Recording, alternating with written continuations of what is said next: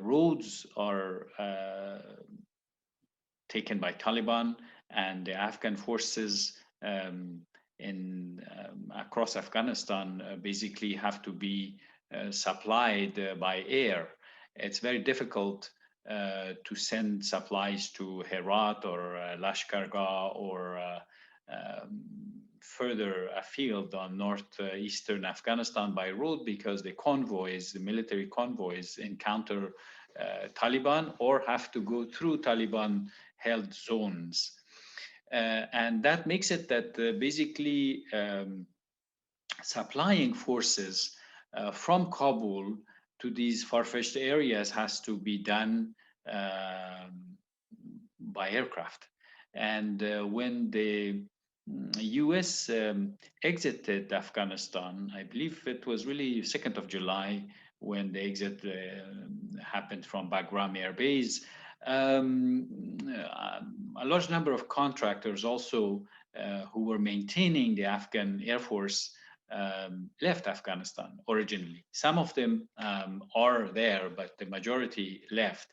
And the Afghan Air Force has about 160 aircraft, and a third of them are not functioning right now because they have overdue maintenance and they have technical difficulties, basically.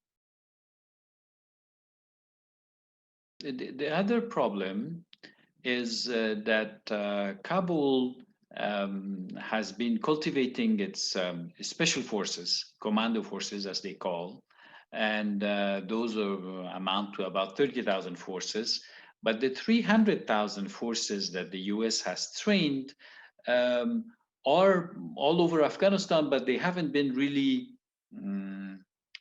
talked to by the leadership at the highest level. Ashraf Ghani has always the president, Ashraf Ghani, has always talked about the commandos, but has not really gone to visit the other lay soldiers, I would say.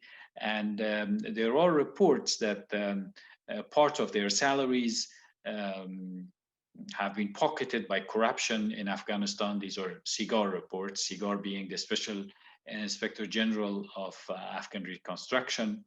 And that there are also video reports circulating in Afghanistan where soldiers say that they haven't received food, for instance, especially if they're being encircled by Taliban after 2 or 3 days of fighting. If they run out of food, they run out of ammunition, and the aircraft, the famous aircraft, which is supposed to supply them, doesn't arrive, then these forces have had to surrender.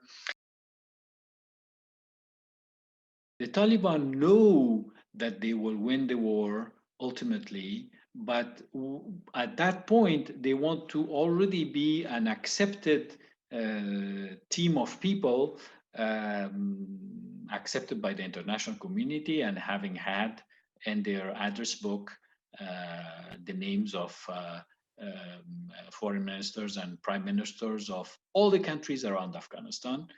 The United States, because it's a negotiation with them. Mr. Pompeo had gone to Doha to sign the original agreement.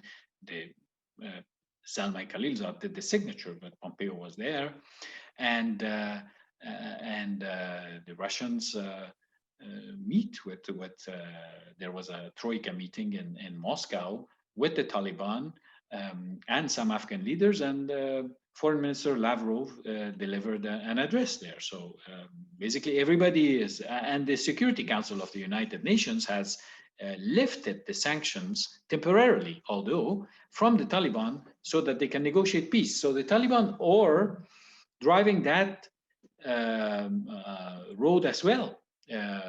One doesn't exclude the other, but they increasingly get an upper hand on what they want at the political table with their conquest of territory and 5, 6 right now provinces, centers in Afghanistan.